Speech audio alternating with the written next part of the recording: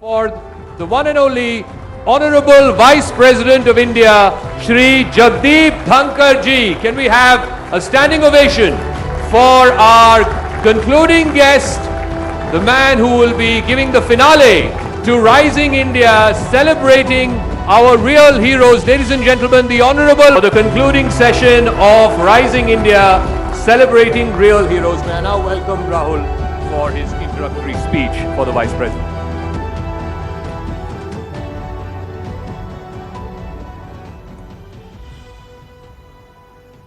नमस्ते, आप सबको रामनवमी की हार्दिक शुभकामनाएं। On this auspicious day, ladies and gentlemen, it is my proud privilege to welcome to Rising India Real Heroes, His Excellency, the Vice President, Shri Jagdeep Dhankhar ji. We are honored that he has agreed to deliver the closing address to cap off a day and a half of invigorating sessions that depict the mood of a rising India. We chose Real Heroes as the theme of this event because of a very particular reason. India, a young and ambitious nation, is on the move, and the world is watching us closely. This quickening of our pulse is made possible not by a few, but by the many. In far-flung corners of our country, men and women with large hearts and clear consciences are putting society above themselves.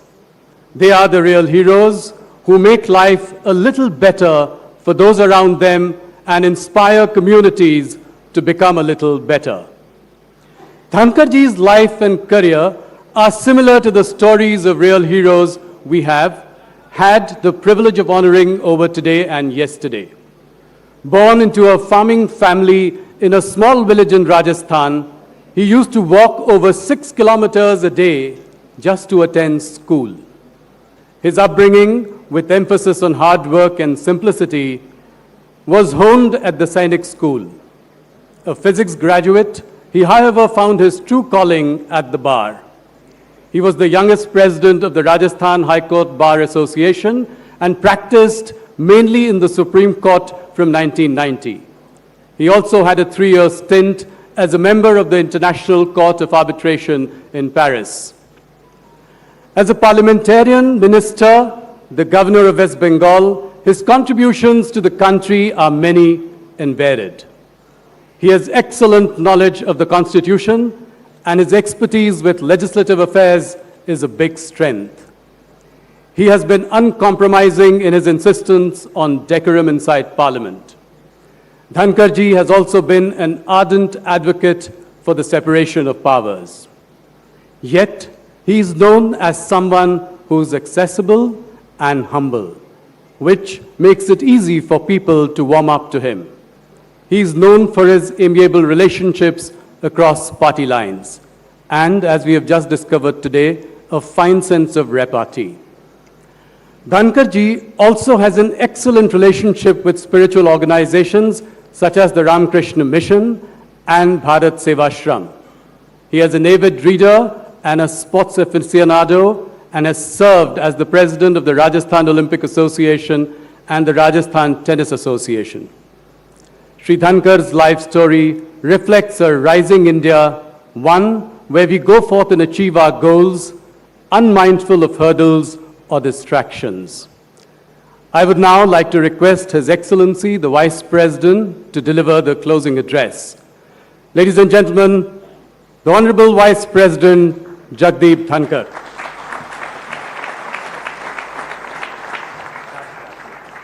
Podium.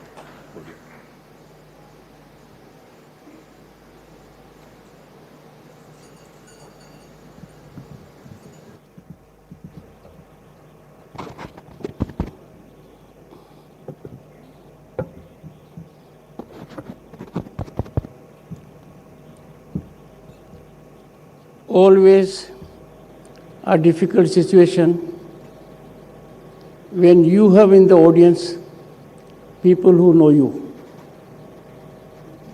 And the problem is complicated exponentially when you have someone like senior advocate Chetan Sharma in the audience.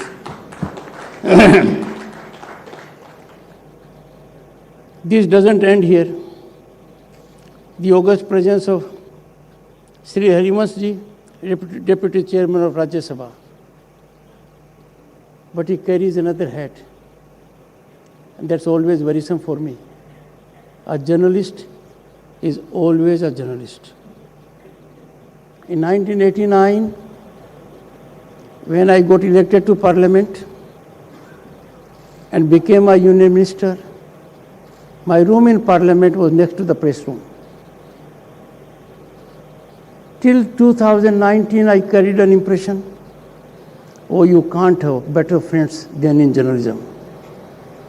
The myth was demolished when I became Governor, State of West Bengal. I hope it is restored. I will do all I can.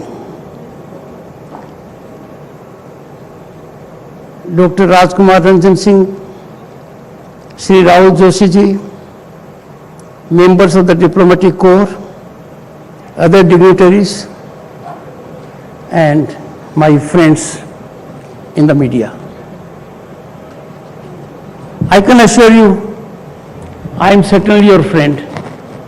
I hope you will reciprocate.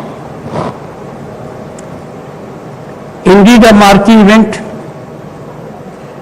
all the more significant, being hosted in Amrit Kal. It is eminently befitting and soothing that focus and attention is being bestowed on our real heroes. I pause here for a moment. I have always been concerned. Iconic status in our country is accorded on parameters that are baffling. Event management can put a person in a position. He is a leading lawyer, he is a leading journalist, and what not. But we are talking of real heroes. At a time when India is on the rise as never before, it is a statement of fact, globally acknowledged. And the rise is unstoppable, earning unprecedented global recognition and respect. As a mark of respect to our heroes, let's pledge, take pride in our historic accomplishments and be ever proud Indians. Always keep nation first. No interest, business or otherwise, can be more than national interest, above national interest. And this, when I say is not optional, I reflect the viewpoint of more than 1 billion people.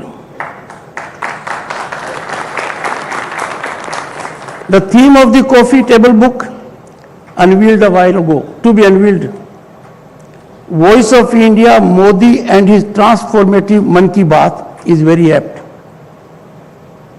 And I compliment the Rahul for being very daring in choosing it. Mann Ki Baat, in a sense, has impactfully captured imagination of the people. And mind you, there can hardly be any difference of opinion.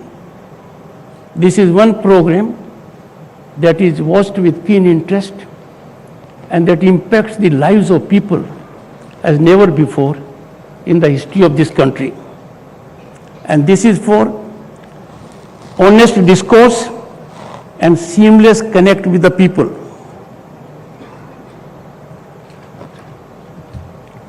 I appeal to media for wider dissemination of the coffee book content, as I have been given details thereof.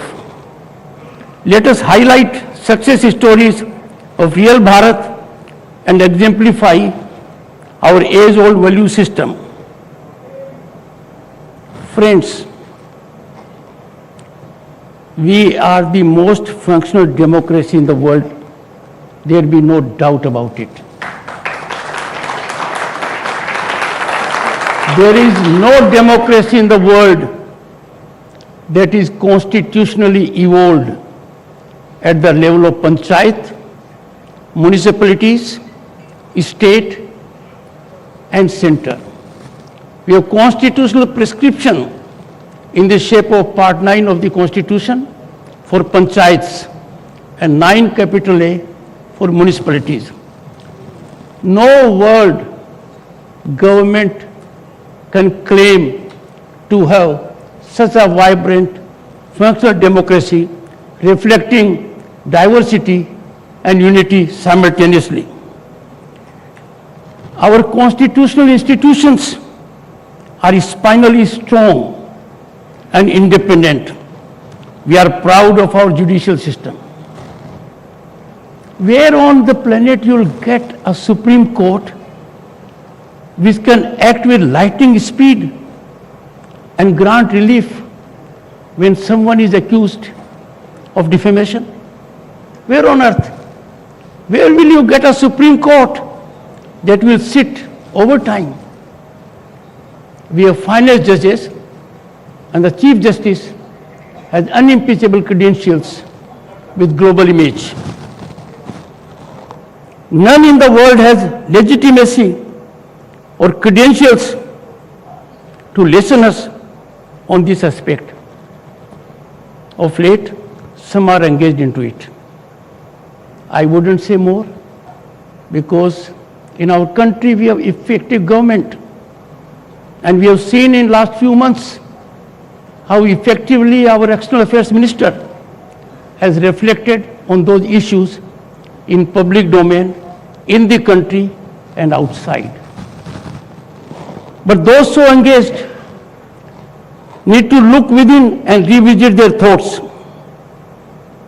But what is painful, worrisome and concerning, that some amongst us are engaged in thoughtless orchestration of sinister campaign to taint and tarnish our democratic institutions.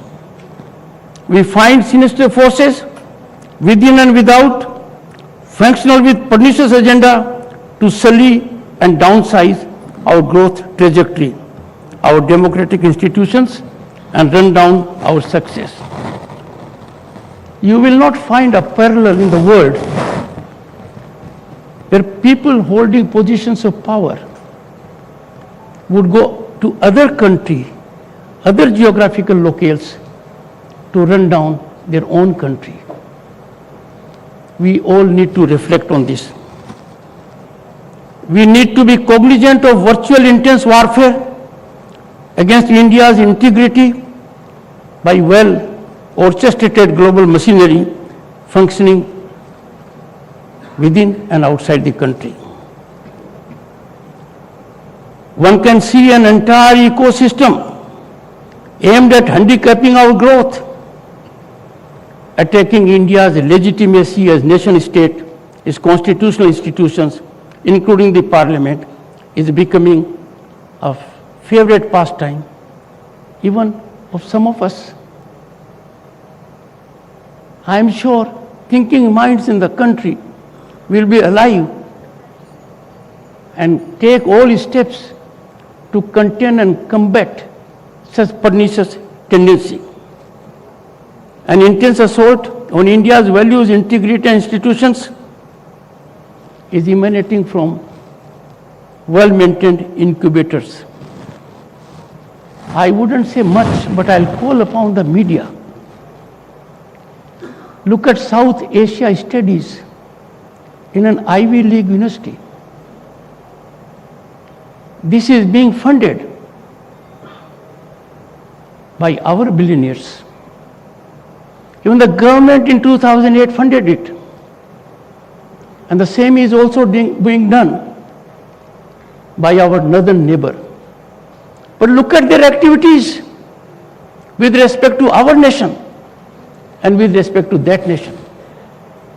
It's a cause of concern and worry. Should we be funding those whose only agenda is to thoughtlessly, in a designed manner, run down this nation? I am sure My friends in journalism, and I'm sure I'm their friend, so are they mine, will reflect on this, engage in due diligence, and let the people of this country know all about this. This ecosystem to combat India's growth trajectory must not be allowed to go unnoticed. And that can happen only when we react. Such orchestrated narratives are disseminated, and this is, I seek pardon of the journalistic fraternity. Orchestration emanating in a sinister manner with pernicious design is put in high decibel and disseminated by media and intelligentsia. The activities of Goebbels pale into insignificance. Friends, the real tribute to our real heroes, because of whom we are enjoying this democracy, are in the 75th year, because of whom we are laying the foundation of 2047, when India will be celebrating centenary of its independence. A tribute to those real heroes is to ensure the relentless crusade against corruption fructifies into legal finality. It is most unfortunate and a matter of concern that legally sanctified crusade against corruption is sought to be combated by partisan stance and individual concerns. How can issues of corruption be seen from political prism? How can issues of corruption be seen from the interest of an individual? Issues of corruption have to be seen in the backdrop of the fact matrix. It is time for all of us to realize none in democracy can claim on any ground whatsoever, position or otherwise, to be above law and beyond the reach of law. Accountability to law is not optional in democracy. It is inalienable facet of democracy. There can be no democracy, there can be no democratic values if some individuals can claim and walk away with it. We are different. Doesn't matter you do it by what method. It is time for all to reconcile to this level playing field reality. And always remember, I am referring to a quote, often quoted, quote, "Be you ever so high, the law is always above you," unquote. I don't know why some people can garner support ignoring this such vital a sense of democracy and such kind of a legal situation. Issues including arising out of judicial verdicts have to be systemically addressed. There is a mechanism to address all issues under the Constitution. There is a hierarchical mechanism. If there is a verdict of the court one way or the other, it is not optional for the government or the concerned person to obey it or not to obey it. There is only one option: obey it or take recourse to lawful remedy. I was reading a book and I'm in the process of it. I'll give a quote from it. Quote, one doesn't fight a patient's ailment by holding placards and sounding slogans against the germs, unquote. The issue will have to be diagnosed, debated, and problem resolved. Friends, in recent years, there has been due and commendable recognition to our unsung heroes obscured in our history. I wouldn't take to details, you all know it. This never happened. Look at the canopy at India Gate, and we have majestic Subhash Chandra Bose giving us all the inspiration. Or for that matter, Birsa Munda, a Bhagwan, how we have commemorated him by having that day. Friends, in recent years, the tangible transformation of governance system has led to emergence of transparent and accountable ecosystem. I'll give two illustrations. Power corridors, for long infested with people engaging in lies and whatnot, have now been sanitized. So sanitized that people don't talk about it now. What used to be a very lucrative industry, it has vanished. And another sea change that has come to be effected in bureaucracy. Bureaucratic positioning, there is eclipse of plum posts. A big change. There was a time when there used to be lobby and industry used to be working overnight in overdrive to ensure who would hold a particular position for a secretary of a particular department. No longer, because work is worship.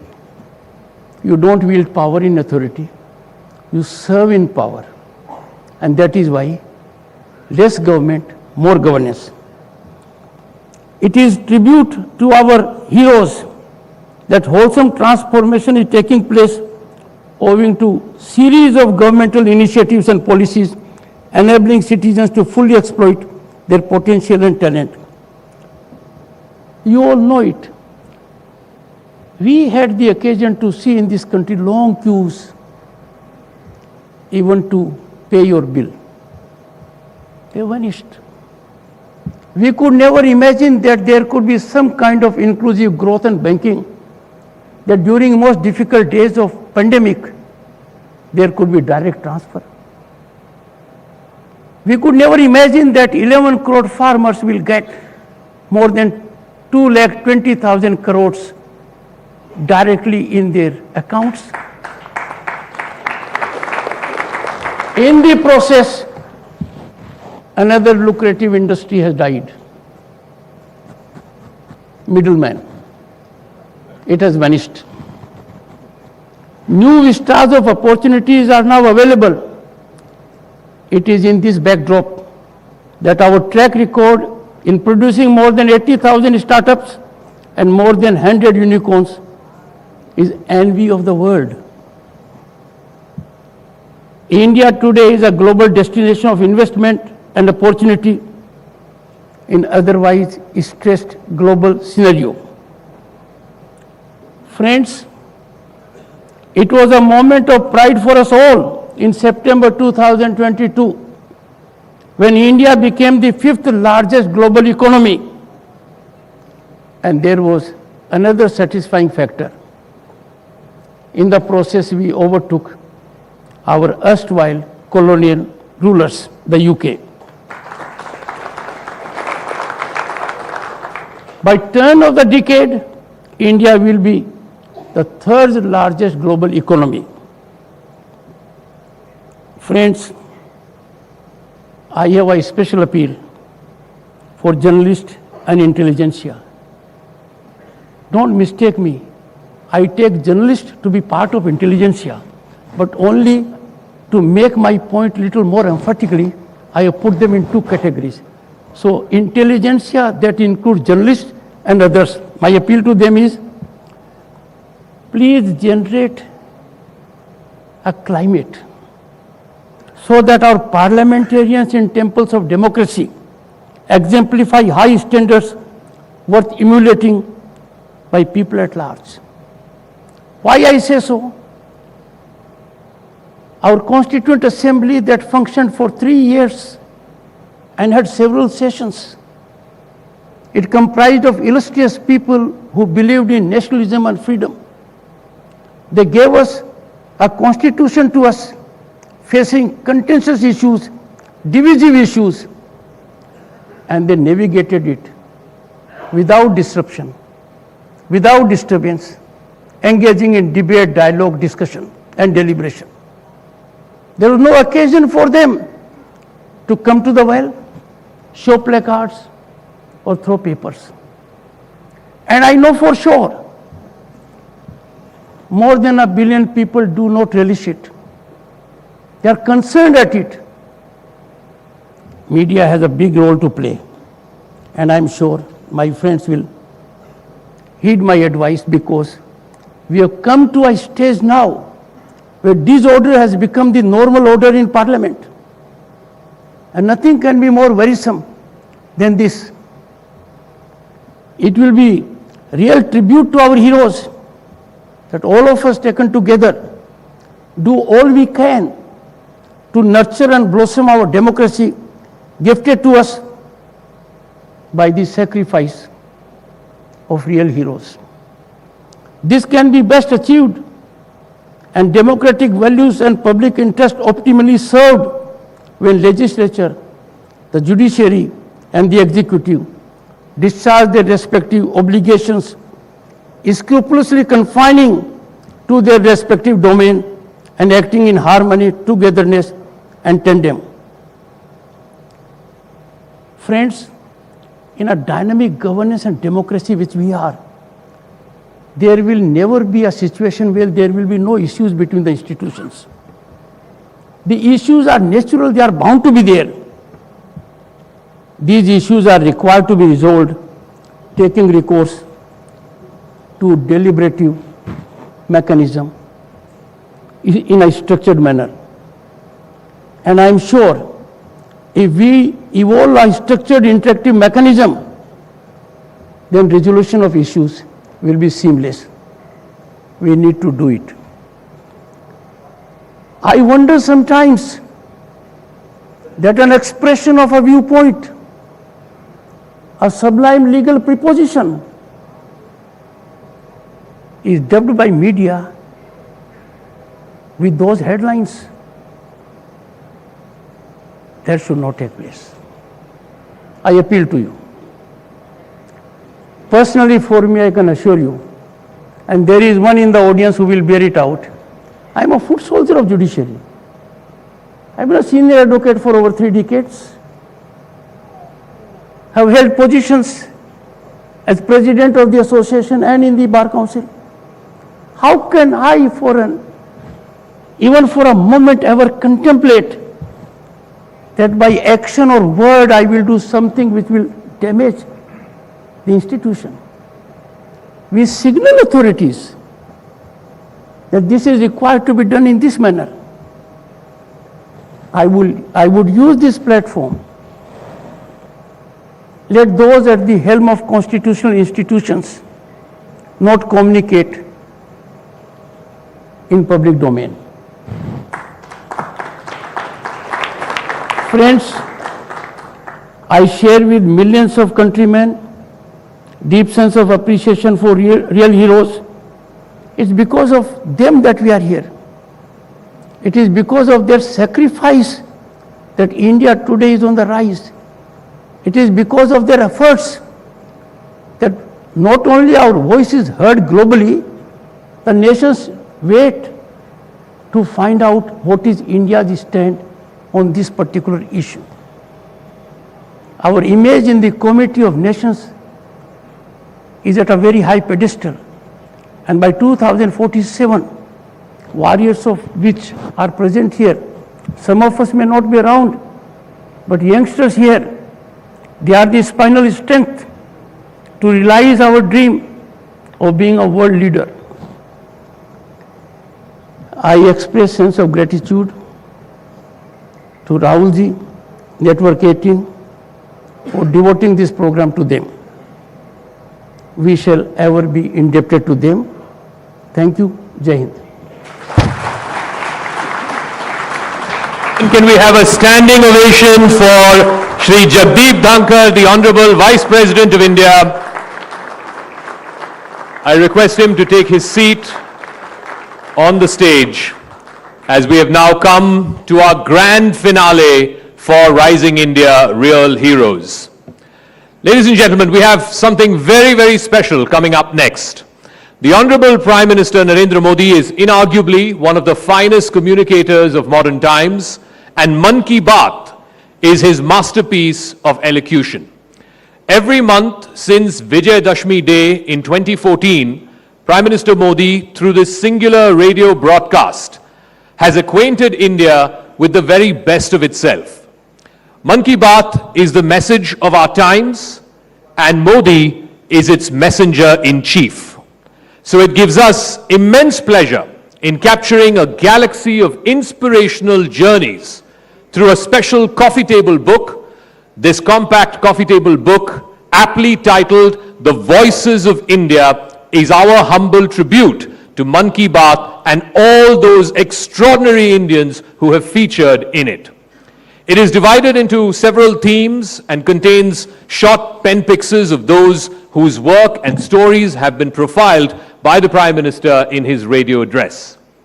We request the Honorable Vice President, Shri Jagdeep Dhankhar ji, to unveil the book. May I also request Network 18 Managing Director and Editor-in-Chief, Shri Rahul Joshi, to join us on the stage for this very, very special moment.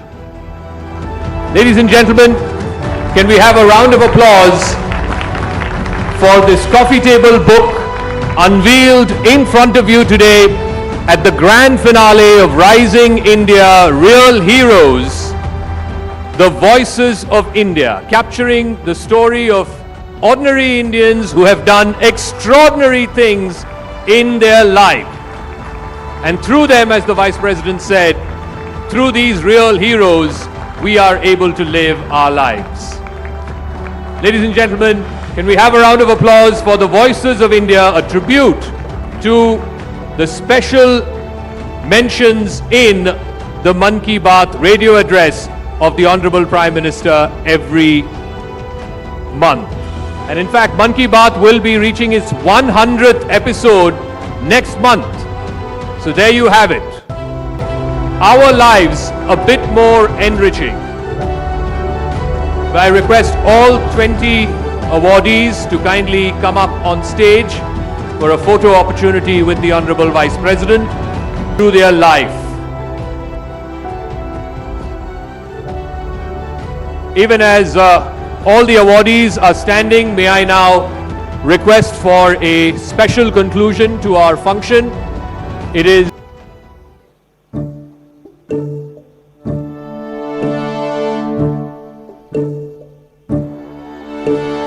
Jana Gana Mana अधिनायक जय हे भारत भाग्य विधाता पंजाब सिंध गुजरात मराठा द्राविड़ उत्कल बंगा विंध्य हिमाचल यमुना गंगा उच्छल जलधि तरंगा तव शुभ नामे जागो तव शुभ आशीष मांगो गाहे तव जय गाथा जनगण मंगलदायक जय हे भारत भाग्य विधाता जय हे जय हे जय हे जय जय जय जय हे.